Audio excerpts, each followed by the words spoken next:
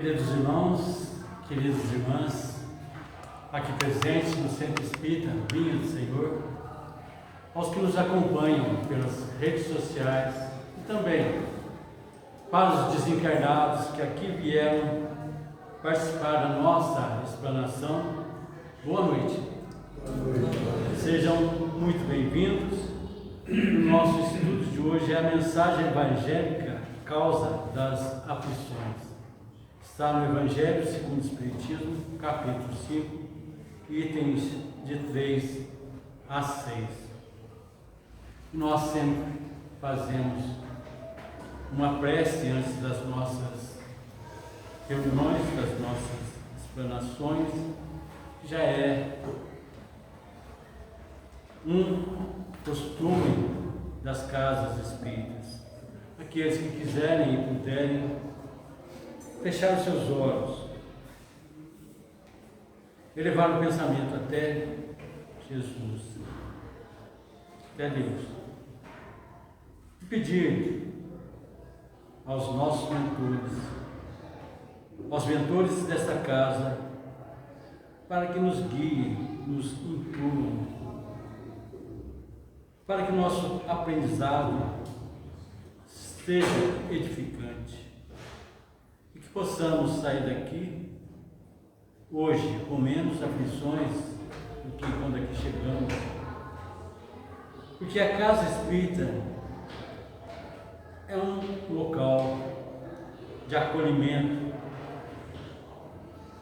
um local em que nós vimos e venhamos para que nos melhoremos um pouco cada dia e todos os dias. Estejamos com Deus, porque Ele está sempre conosco e em nós, e que assim seja. O verdadeiro espírita jamais deixará de fazer o bem, afagar corações aflitos, consolar, acalmar desesperos, operar reformas morais. Essa é a sua missão. É nisso também que encontrará satisfação real. Todos nós temos algumas aflições. O sofrimento humano, ele é antigo e acompanha desde as origens, no começo da sua caminhada evolutiva, a partir do momento em que o homem começou a se desviar das leis divinas. Nossas aflições são de duas causas. Uma são dessa vida e outras estão fora dessa vida. Quando olhamos para os nossos males, muitos são consequência do que fazemos, do nosso caráter, da nossa conduta. Caímos por nossa própria culpa. Quantos de nós somos vítimas da nossa imprevidência, do nosso orgulho, da nossa missão? Nos perdemos por falta de ordem, por falta de perseverança, por mau comportamento e por não limitar os nossos desejos. As aflições da vida resultam de uma causa, e Deus, sendo justo, esta causa tem que ser justa. Isso é o que nós devemos compreender. Através dos ensinos de Jesus e por meio do Espiritismo, sabemos que aflições têm sua causa em atitudes atuais ou do passado. Quantas uniões são infelizes porque o interesse ou a vaidade eram maiores que as emoções sentimentais? Quantas desavenças e disputas seriam evitadas se tivessem um pouco mais de moderação? A gente está indo no trânsito e de repente alguém dá uma fechada no nosso carro. Aí a nossa reação inicial é esbravejar, é xingar aquele que passou na nossa frente e que fechou. Mas nós sabemos o que está acontecendo com ele. com essa pessoa.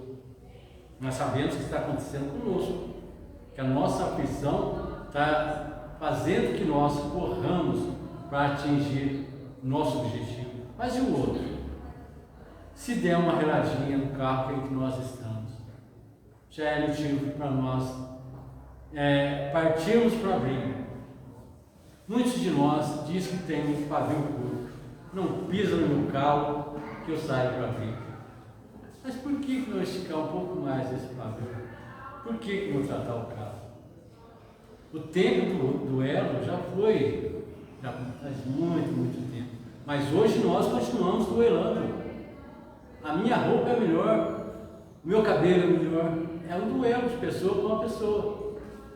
É um tipo de aflição. Por que nós temos que ser melhores que os outros?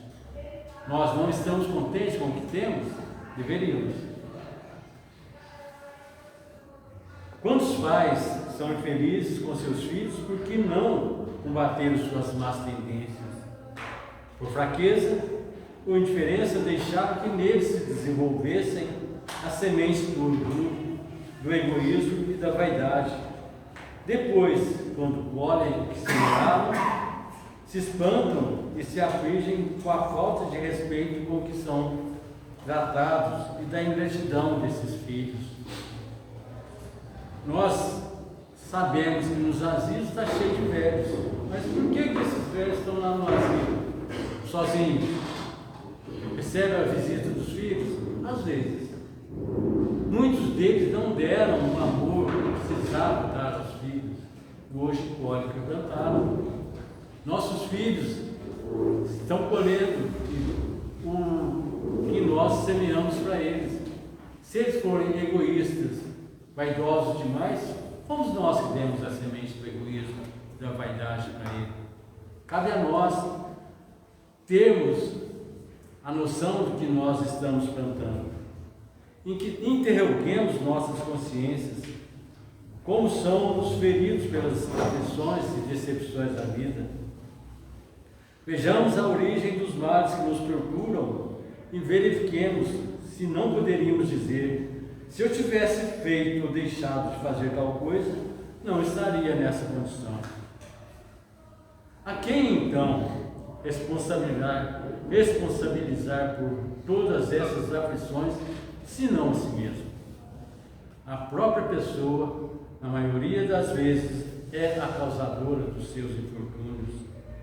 Mas em vez de reconhecer, acha mais simples, menos humilhante para a sua vaidade, acusar aos outros a causa dessa tempestade que está no coração, essa tempestade íntima que enfrenta. A pessoa vai evitar essas armadilhas quando trabalhar por se melhorar moral e intelectualmente. A lei humana, essa lei civil que nós estamos sempre respeitando, atinge certas faltas e as pune. Aquele que rouba é punido pelo roubo e vai para a cadeia. O condenado reconhece que sofre a consequência do que fez, mas a lei não atinge nem pode atingir todas as faltas e cai sobre as que trazem prejuízo sobre a sociedade, mas não para a pessoa. Se eu dou um murro na parede, isso não faz problema nenhum para a sociedade, mas é uma afronta ao meu corpo. Eu que vou sentir essa dor. É uma punição para essa lei que Deus estabeleceu, não esmurrar na parede. Só prejudica as pessoas que as cometem essas faltas. Deus quer que todas as suas criaturas progridam e não deixem impune qualquer desvio do caminho reto. Não existe nenhuma falta, por mais leve que seja, nenhuma infração da lei divina que não traga consequências. Daí que nas pequenas coisas, como nas grandes, o homem é sempre punido por aquilo que pecou. Os sofrimentos que decorrem do pecado são uma advertência de que agiu mal. Dão experiência, fazem sentir a diferença entre o bem e o mal e a necessidade de melhorar para evitar o mal que deu origem a uma fonte de amarguras. Confiante na impunidade, retardaria seu avanço e a sua felicidade futura.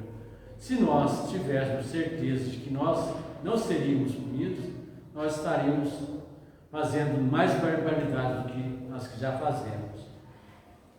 Algumas vezes a experiência chega um pouco tarde, quando a vida já foi desperdiçada, quando as forças já estão gastas e o mal sem remédio. Aí, no arrependimento, começamos a dizer: se no começo dos meus dias eu soubesse o que sei hoje, quantos passos em falso teria evitado? Isso é o arrependimento. Se tivesse de recomeçar, ia ser de outra maneira. No entanto, já não tem mais tempo. Como o trabalhador preguiçoso que diz: perdi o meu dia, também dizemos: perdi a minha vida. Assim como para o trabalhador, o sol se levanta no dia seguinte, dando oportunidade de reparar o tempo perdido, também para nós, após o túmulo, o sol de uma nova vida vai brilhar, em que vai ser possível aproveitar a experiência do passado e suas boas decisões para o futuro.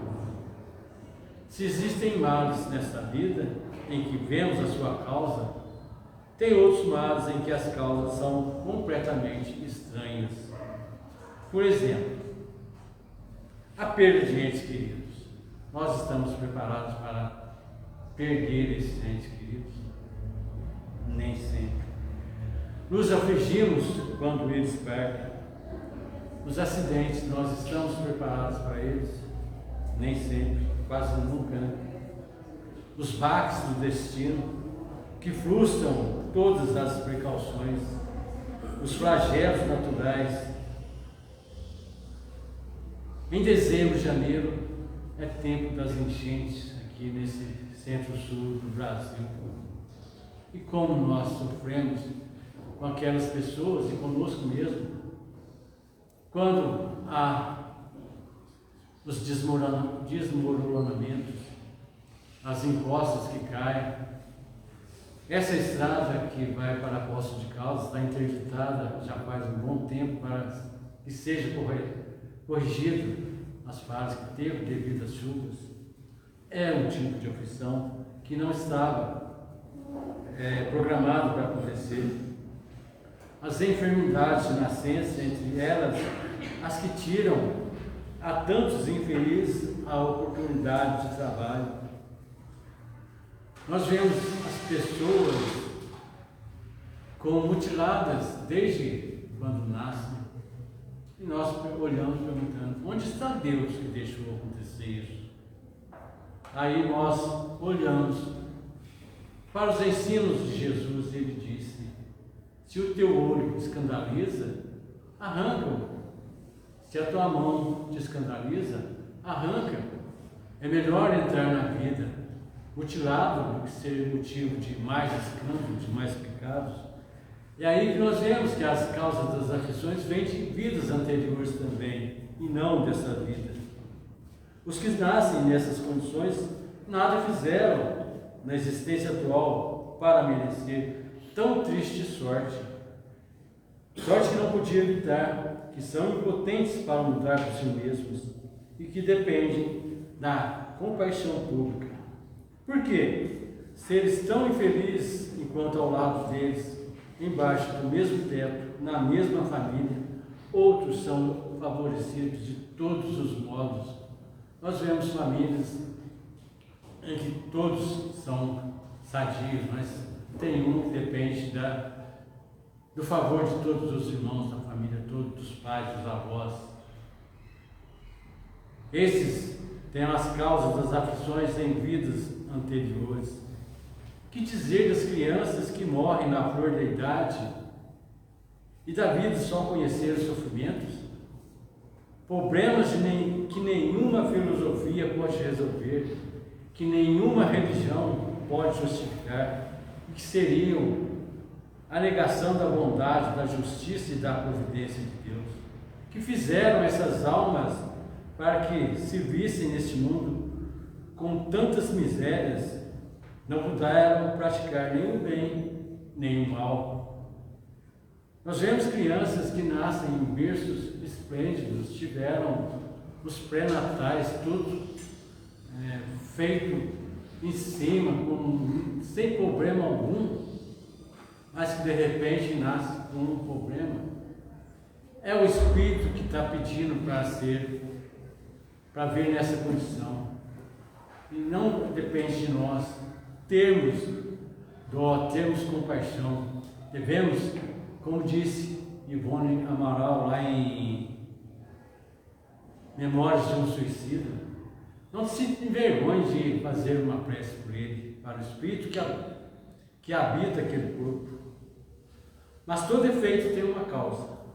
Tais misérias são efeitos que têm de ter uma causa, e desde que se admita um Deus justo, essa causa também há de ser justa. Se a causa não está na vida atual, tem de ser anterior a essa vida, isto é, tem de estar numa existência precedente. Se somos punidos, é que fizemos o mal. Se esse mal não fizemos na vida presente, fizemos em outra. É uma alternativa a que ninguém pode fugir e em que a lógica decide de que parte se acha a justiça de Deus. A justiça de Deus é bondosa e a bondade de Deus é justa. Por isso o homem nem sempre é punido ou punido completamente na sua existência atual, mas não escapa nunca às consequências de suas faltas. A prosperidade do mal é apenas momentânea. Se ele não espiar hoje, vai espiar amanhã, ao passo que aquele que sofre está espiando o seu passado. A infelicidade que parece imerecida tem sua razão de ser, e aquele que encontra em sofrimento pode sempre dizer: perdoa-me, Senhor, porque pequei. Os sofrimentos devidos a causas anteriores à existência presente, como as que se originam de culpas atuais, são muitas vezes a consequência da falta cometida. O ser sofre o que fez os outros sofrerem. Se foi duro e desumano, poderá ser tratado duramente e com desumanidade. Se foi orgulhoso, poderá nascer em condição humilhante. Se foi mesquinho, egoísta, ou se fez mau uso de suas riquezas, poderá ver-se privado do necessário. Se foi mau filho, poderá sofrer pelo procedimento de seus filhos, de seus sobrinhos, de seus netos, e aí por diante. As aflições se aplicam pela pluralidade das existências e pela destinação da Terra como um mundo expiatório. As irregularidades que apresentam a distribuição da felicidade e da infelicidade entre os bons e os maus nesse planeta. O homem não deve esquecer que se encontra no mundo inferior, que está preso por causa de suas imperfeições. Se estivéssemos em um mundo mais adiantado, isso não se daria. E só depende de nós não voltarmos para o sofrimento, trabalhando por nos melhorar. Os sofrimentos podem ser impostos a espíritos endurecidos ou ignorantes, para levá-los a fazer uma escolha com conhecimento de causa. Os espíritos penitentes que desejam reparar o mal que fizeram e querem melhorar, escolhem as provas. Provas essas que vão passar. Aquele que desempenhou mal sua tarefa, pede que deixem recomeçar, para não perder o fruto de seu trabalho. As aflições são, ao mesmo tempo, expiações do passado, desse passado que recebe nelas o merecido castigo e provas com relação ao futuro que elas preparam. Rendamos graças a Deus que, em sua bondade, nos dá a oportunidade de reparar nossos erros e não condena numa primeira falta. Nem todo sofrimento deste mundo significa a existência de uma determinada falta. Muitas vezes são provas que buscamos para a nossa depuração, para ativar o nosso progresso, para que ele venha mais rápido. A expiação serve de prova, mas nem sempre a prova é uma expiação. Provas e expiações são sinais de relativa inferioridade. O que é perfeito não precisa ser provado. Um espírito pode ter chegado a certo grau de elevação e, querendo adiantar-se mais, pedir uma missão, uma tarefa para executar, pela qual vai ser recompensado se sair vitorioso, quanto mais dura tiver sido a luta. As pessoas boas, de alma elevada, de sentimentos nobres, que parecem não ter trazido nada de mal às suas existências anteriores e que sofrem com resignação grandes dores, somente pedindo a Deus que as possam suportar sem murmurar, são as que pediram para ser provadas. E ao contrário, pode-se considerar como expiações as aflições que provocam queixas e fazem a pessoa sentir revolta contra Deus. Sem dúvida, o sofrimento que não provoca queixas pode ser uma expiação, mas é indício de que foi buscada voluntariamente antes que imposta e constitui prova de forte resolução, o que é sinal de progresso. Os espíritos não podem esperar a completa felicidade enquanto não se tornarem puros. Qualquer imperfeição impede a entrada nos mundos felizes. Através das diversas existências corpóreas é que os espíritos vão apagando as suas imperfeições. As provações da vida, quando bem suportadas, auxiliam o nosso adiantamento. Como expiações, as aflições apagam as faltas e purificam. São o remédio que limpa as chagas e cura o doente.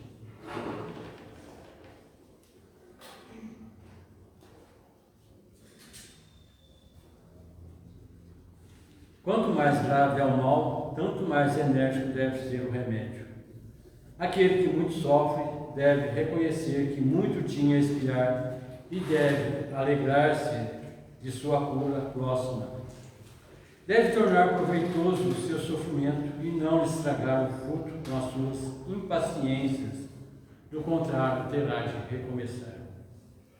O espírita encontra na própria fé estímulos novos para viver com alegria. Os conceitos da existência recebem sopros poderosos de renovação. A Terra não é uma prisão de sofrimento eterno. É a abençoada escola das almas. A felicidade não é uma visão, uma miragem. É realidade de hoje. A dor não é criada por outros, é criação nossa. A morte não é santificação automática. É mudança de trabalho e de clima. Nossa conduta é o processo de nossa consciência no tribunal. Não nos esqueçamos de que, se a doutrina espírita aumenta o entendimento da vida, amplia a responsabilidade da criatura. As raízes das grandes provas brotam do passado. E quem sai de uma vida entre outra? Porque o berço e o túmulo são as entradas e saídas em planos de vida eterna. Não ignoramos que a lei de causa e efeito funciona em todos os domínios do universo. Sabemos que diariamente criamos nosso destino. A eterna sabedoria não nos dá inteligência para obedecermos passivamente aos impulsos exteriores. Dá-nos inteligência e razão para obedecermos às leis por ela estabelecidas, com o discernimento entre o bem e o mal. Cabe-nos criar o bem em todas as possibilidades ao nosso alcance. O bem, antes de tudo, deve elevar-se por item fundamental do nosso programa de cada dia. Em matéria de conviver, somos interdependentes, necessitamos do amparo uns dos outros para sustentar o bem de todos. O grau de aceitação da aflição varia conforme o grau evolutivo da pessoa. Nas tempestades aflitivas que enfrentamos, nosso navio, que é o nosso barco, precisa de auxílio mútuo, a fim de não nos afundarmos. Nós temos aqui na Casa Espírita um programa, que é o programa de atendimento fraterno. Como é que funciona esse atendimento fraterno? Muitas vezes o nosso barquinho está navegando em águas revoltas, águas turbulentas, cheio de problema que nós não conseguimos estabilizar. Aí essa pessoa vem até um atendente fraterno, conta seus problemas e esse atendente ajuda a estabilizar o barco da vida. É uma forma alegórica que eu arrumei de transmitir que nós estamos aqui para prestarmos ajuda àqueles que vierem até nós nos atendimentos fraternos. Nós, os espíritos em serviço no planeta, necessitamos fazer todo o bem que nos seja possível na reparação dessa ou daquela aflição, para que tenhamos sempre a consciência tranquila. Na visão espírita, as aflições podem ser consideradas como oportunidades de reajuste perante a lei de Deus, sendo necessário compreendê-las e saber aproveitá-las como preciosa lição, conforme disse Jesus: felizes os aflitos, porque serão consolados. Vemos assim que o sofrimento pode ser perfeitamente suportado, até mesmo ser escolhido pelo Espírito, que já possui certo nível de entendimento.